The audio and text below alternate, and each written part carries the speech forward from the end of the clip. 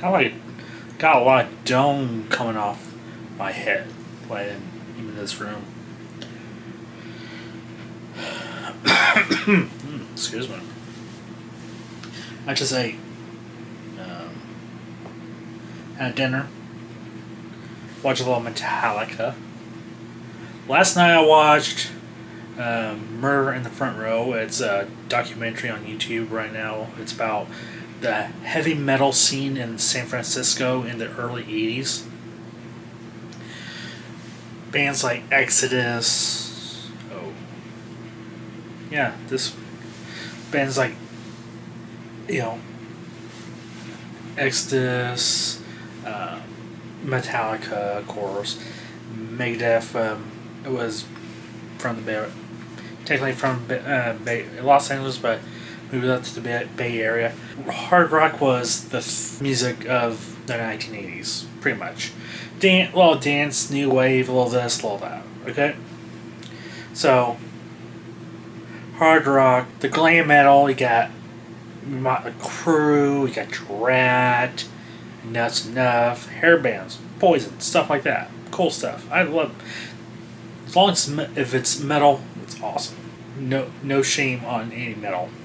In the early '80s, in Los Angeles on the Sunset Strip, you couldn't get a gig unless your hair was teased, you wore eyeliner, and you're a guy doing all this. And so a lot of bands kind of moved up to San Francisco, where it was at the time blue collar. Like Oakland, kind of blue collar, I guess now still, but San Francisco back in the early '80s was dirty, ugly. I guess you can say now San Francisco's dirty and ugly. You had hard to get into, clubs at the time in Los Angeles, and hence the reason why guys like Metallica went up to or that's why Metallica went up to San Francisco, of course. Cliff Burton was in Trauma, a San Francisco band at the time, and of course, everything's written then. Apparently, like all these small clubs up there, this small clubs like literally up to your ceiling, high, 6 foot tall, small people crowded together, pack in like sardines. That's the old saying goes. A lot of speed metal, thrash metal came from the Bay Area. Now, a lot of good things come from San Francisco area, but at least one good thing was, the thrash metal, heavy metal genre like that. Slayer, surprisingly, wore eyeliner, and their first show in, I don't know, Oakland, I think it was, they got pelted, so they told them lose the eyeliner, and Slayer became this really big band. Good documentary to, educate. It was a real honest look. A lot of it's on Metallica because, let's face it, Metallica, it's I don't know, I would say they're oversaturated, but, somebody has to be that stepping stone forward of a genre. But it was kind of interesting. The Metallica Mansion in San Francisco. They would have parties. They move all the furniture onto the lawn, and probably be a couch and DJ booth, and that's it. Party all night, drinking, whatever.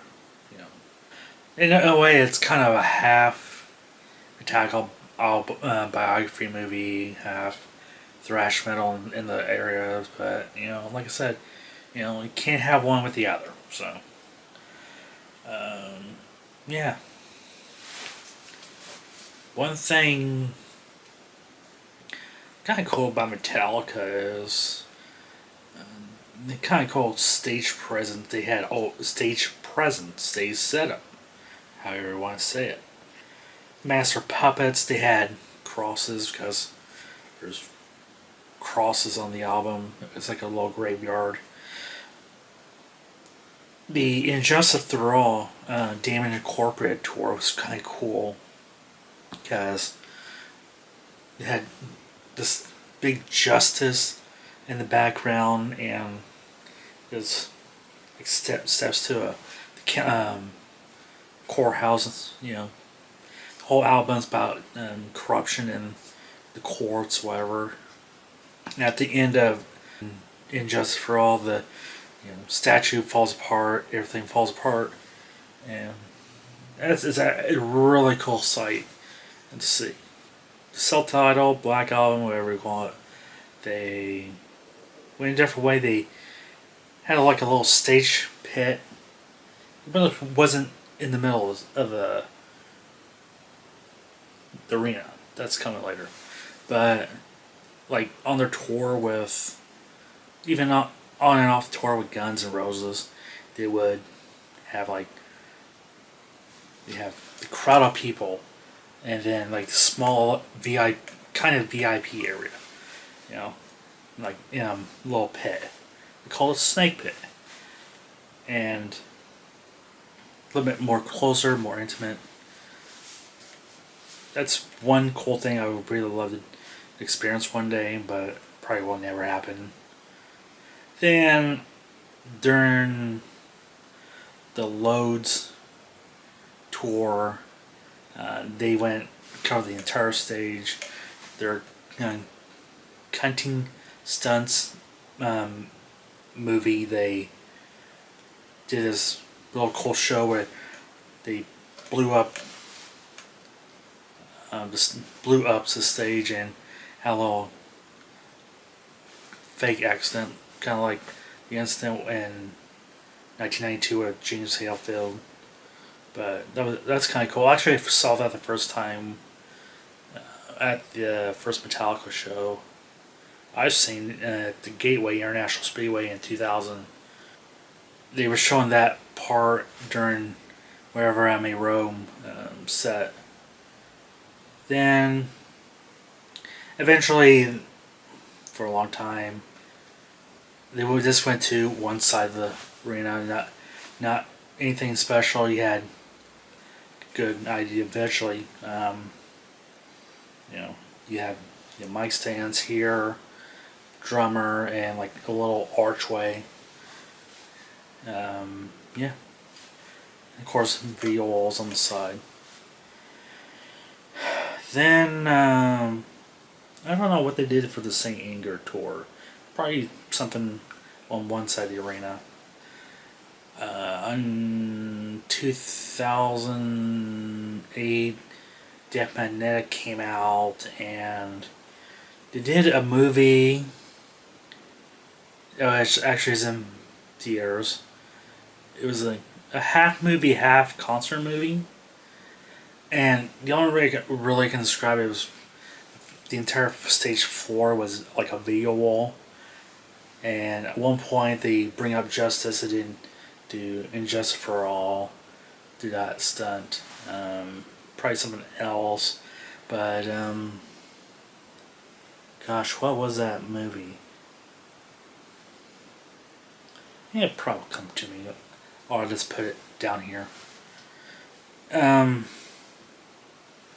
Then recently on this tour, during their 72 season tour, they did a big, once again they went back to using the Snake Pit right in the middle of they're doing like stadium, so it'd be the 50-yard line.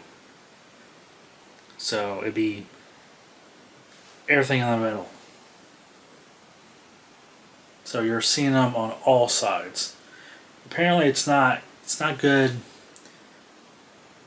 music wise because it's going all over the place. Unlike you're having one side of the stadium, it's bouncing off everything. But I enjoyed it. It was kind of cool. They didn't use, well, I can say for St. Louis, they didn't use the two Jumbotrons. Instead, they had brought their own Jumbotrons in, so they had their own little stage set like that.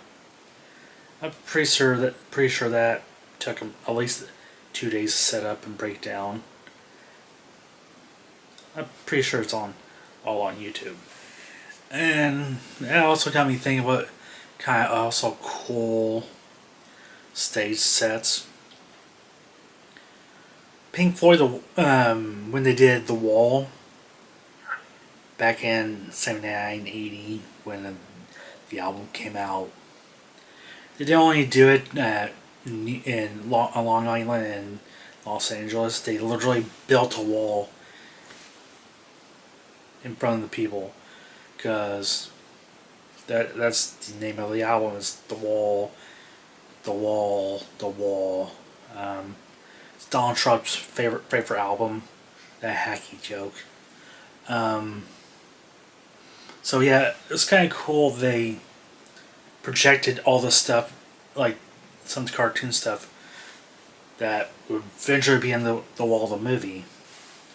And there's sections of the wall that came out, and David Glimmer, no, I'm butchering that, came out saying, or was it Roger Waters? Anyways, that section of the wall where, it came out. It was kind of like a play. It was really cool, and they did the whole album, so you literally paid $20 to go see, listen to the entire album, even though you probably had it already at home. But it was kind of cool. Side one, when they get all the wall built, intermission, then after intermissions, the other side of the record. Eventually the wall opens, and spoiler alert of the album, the wall falls down. So that had to be really awesome to see in 1980, 81. It's very ambitious, because apparently these blocks have to be in place, everything has to be in place. It's literally like going to a musical. And there's certain stuff that has to be on time. Beat for beat for beat. And now Roger Waters, who pretty much only member of Pink Floyd does anything, he has just a big video wall now. So it projects stuff behind him.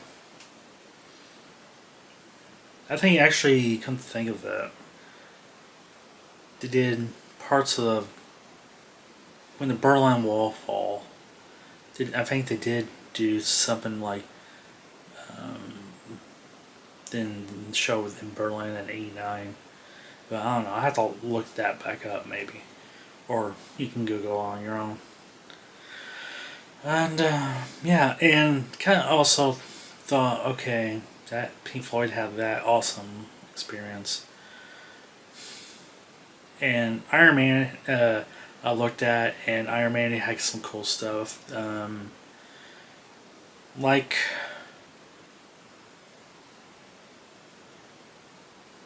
the Power Slave album, which Power Slave album cover is Egyptian theme.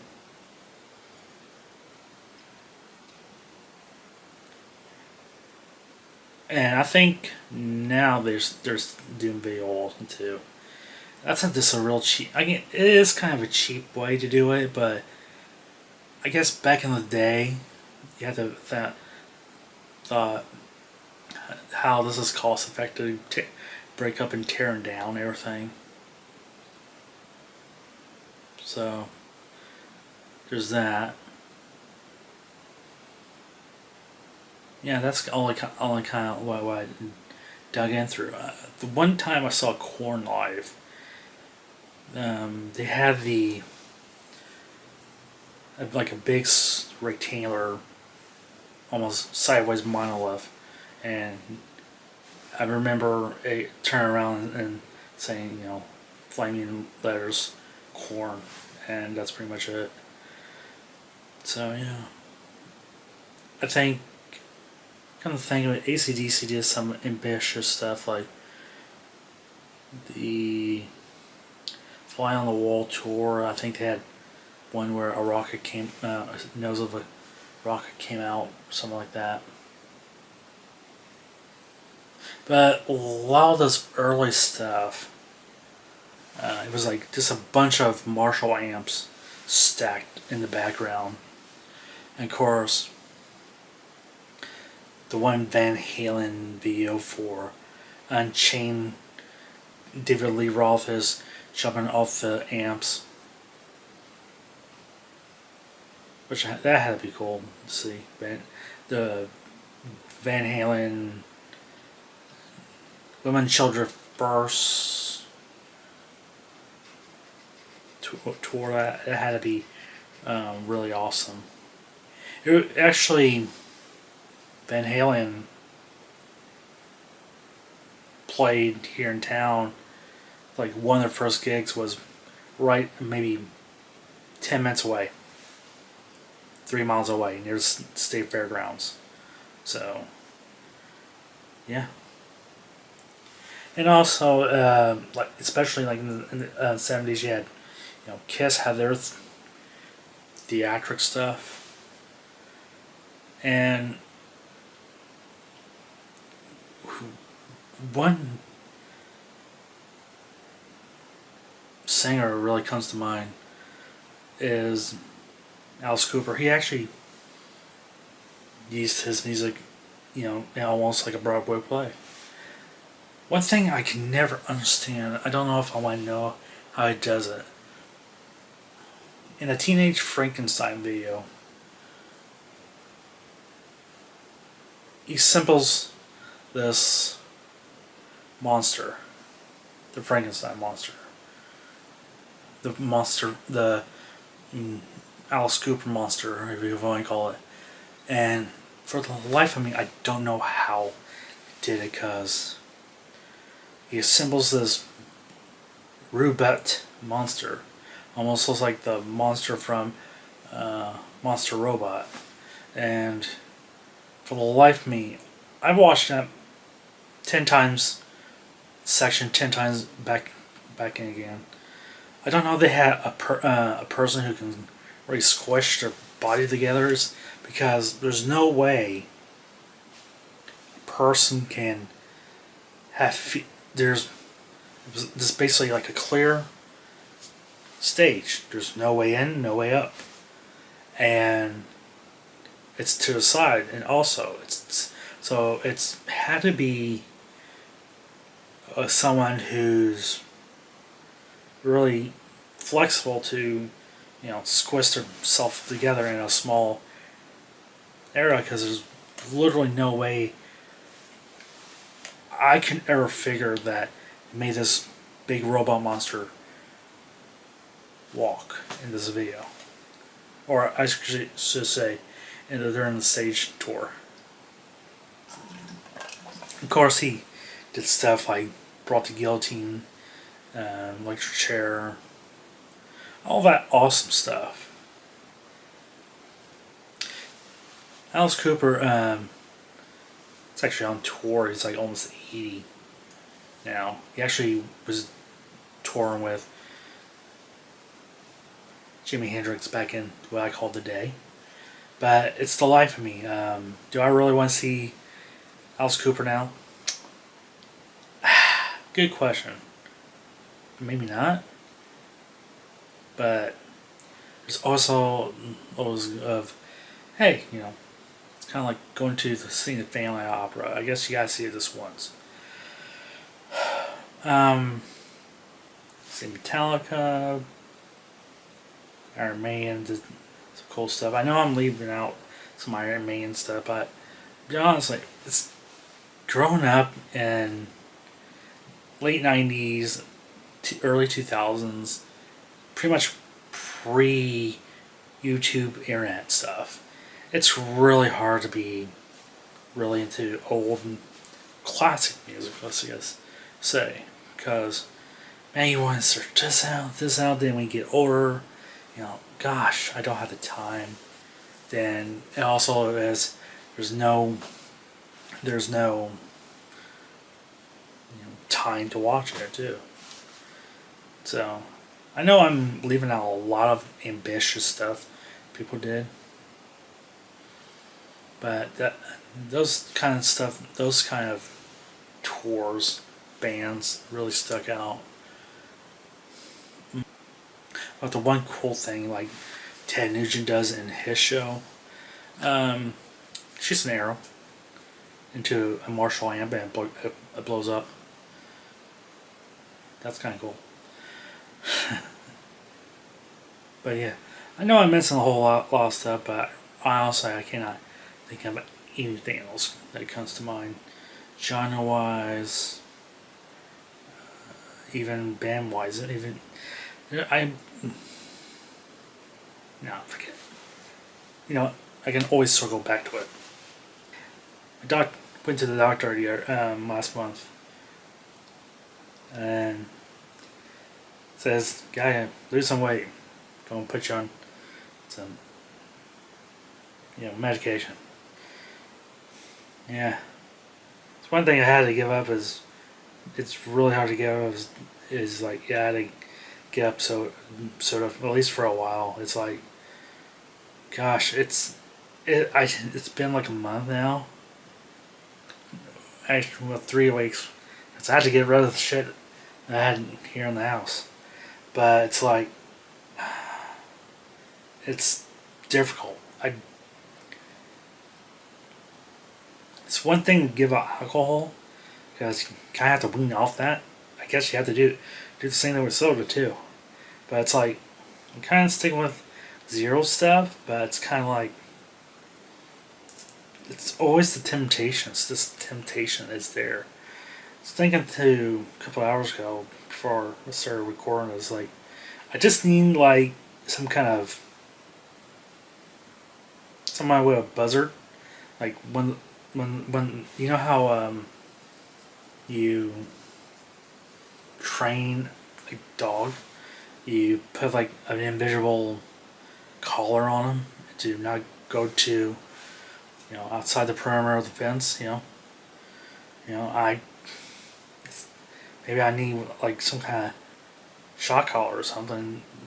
It's hard to kick it, yeah,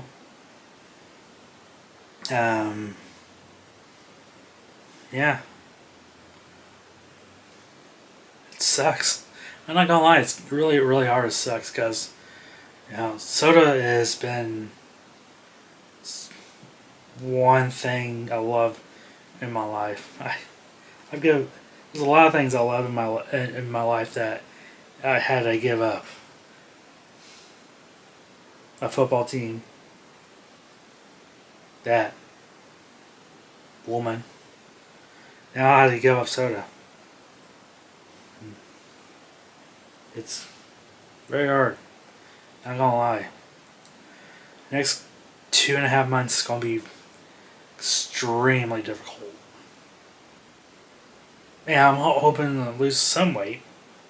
Maybe I'll lose some weight and some woman actually think I'm somewhat attractive and but it sucks.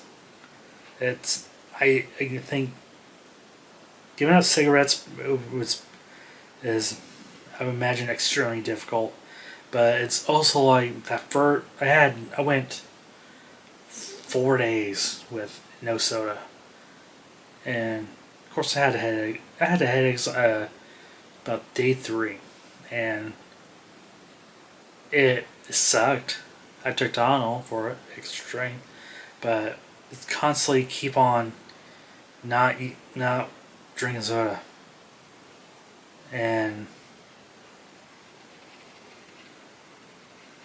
kind of like a vice you just can't thing. It's like Jim Norton said with like food. Uh, um, food you need it to like survive.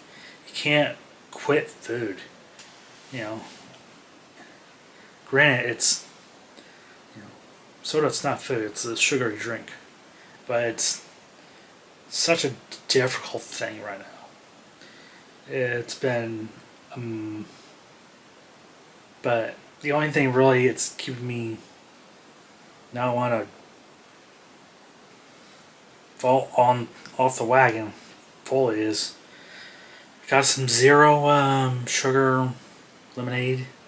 I got lemonade and went and bought a gallon jug at Walmart for $5 and put tap water and I put lemon in it, and that's in my refrigerator right now. And it's kind of what it's in the cooler too. So you know, do I feel as a little shitty? Not really. Do I see it? I don't think so. I don't know. Well, at least I'm hoping. It's like I don't go on Ozempic or these weird weight lasting drugs. There's a great Swedish movie. I think I've mentioned it on the air before, but I'll mention it again. Sisters. It's Cinderella, a point of view of the ugly stepfamily. So I guess that's not my movie recommendation of the week. But there's like one scene where it's like, this girl's the Cinderella's stepsister is quote unquote ugly, and so goes to this like debutante school, gets her nose fixed, and I know it's really bad. It shouldn't be rubbing my eyes, but yeah, whatever. Anyways, the I guess stepsister sister of Cinderella, she's got her nose redone. She's bound, and she took a parasite tablet. It's a really awesome movie. Not gonna lie, and it's like the one movie. Yeah, I had actually watched it in American subtitles. So American English subtitles. Usually, I watch a movie, I just throw it on and do whatever. I guess that's a bad habit too, but it's also like when it's an international movie, you had to like really watch the subtitles.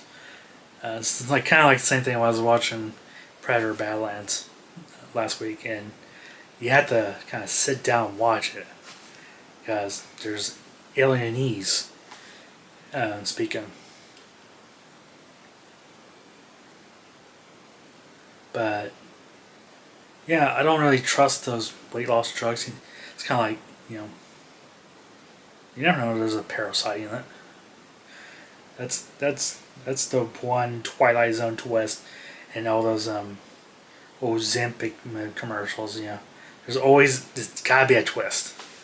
And not today, not tomorrow, but 15 years from now. There's always gotta be a Twilight Zone twist in life. Yeah. Birthday time about a month. Turning 40. Kind of panicking, kind of is what it is. What I'm going to do for my birthday? Probably nothing really. I should be doing something because it's my 40th birthday, but it's kind of like, okay. Like this point in my life, I'm just kind of, want to do stuff, but it's Second, being born in the second week of June is difficult because it's like I think I said brought this up before. There's not really stuff going on really. It's always first or the third week in the month, especially the third week of the month. It's Father's Day, and usually a lot of stuff is, stuff I want to do is not happening around here. Of course, I do have the urge. I really want to. I have this weird itch to go to California. I mean, literally, get like an awesome, get my awesome custom van, just kind of head out west, sucker, because I want to be a cowboy, baby. I drive all night, I'll sleep all day, especially in that desert heat. I really should ever do that. Go drive out during winter time, especially like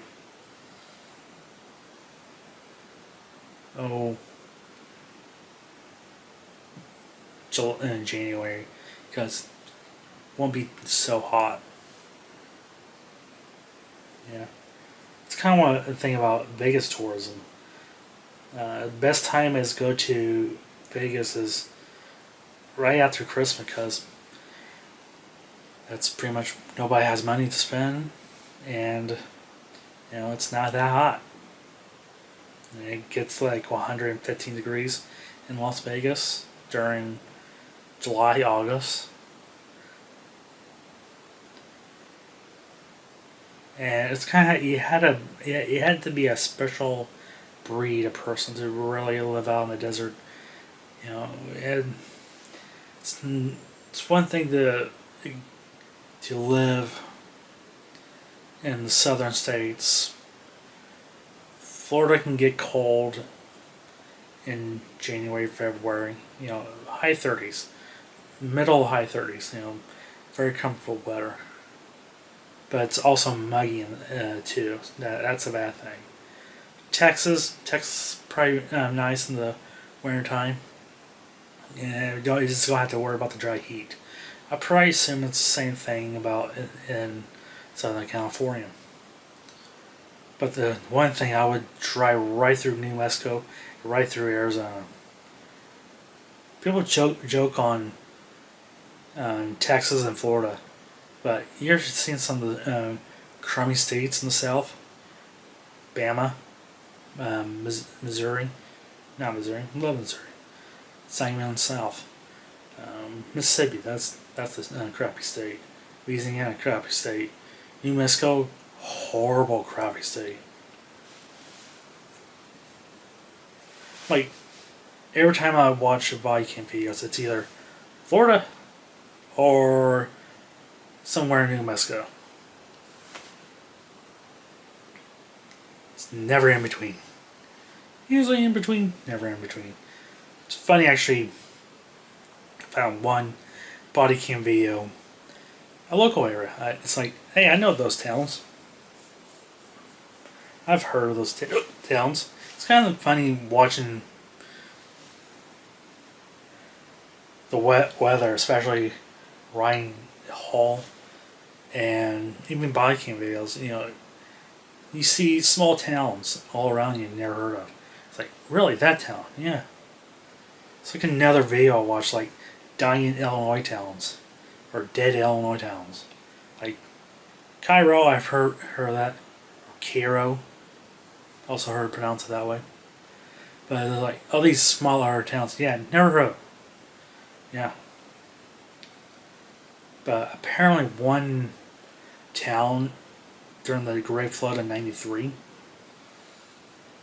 was wiped off the map, and everybody moved like 2 miles away. And never heard of it.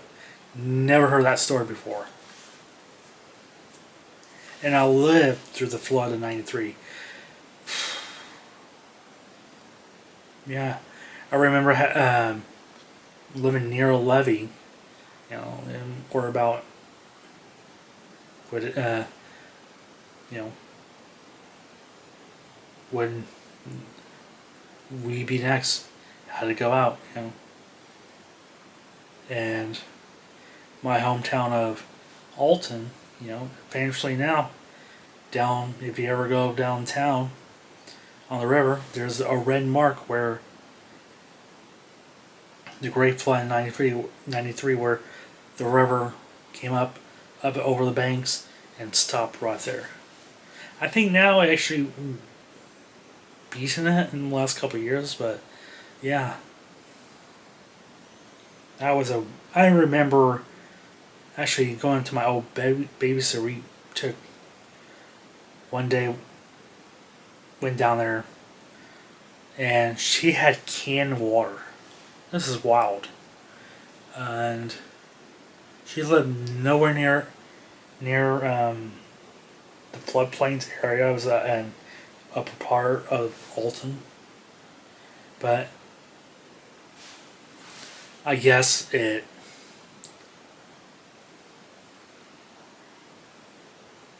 messed up the sewer system lines. It's not even sewer. Is it the sewer system? But you know, the drinking water wasn't really habitable to drink, and they had canned water. You know, I was like looking at it as a kid. I was like, okay. Looking at it as an adult, I was like, well, that's wild. They put water in can. Now we have bottles, but water in can. That's you know, I actually was thinking about that the other day. It was like, man, to put water in a can. Yeah, I actually may have to look that up. The flood, water in a can stuff too, everything. But I'm sure there's a great few YouTube documentaries on that. If you ever want to check that out. Even though at the time I was living like 2 hours away from Alton, but that's a whole separate issue all to itself. But yeah, wow, over 40 minutes. Me yapping like this. So, anyways, I guess until then, party on, dudes, and play it pretty for Stella, especially right now. Love you. Love you, Stella.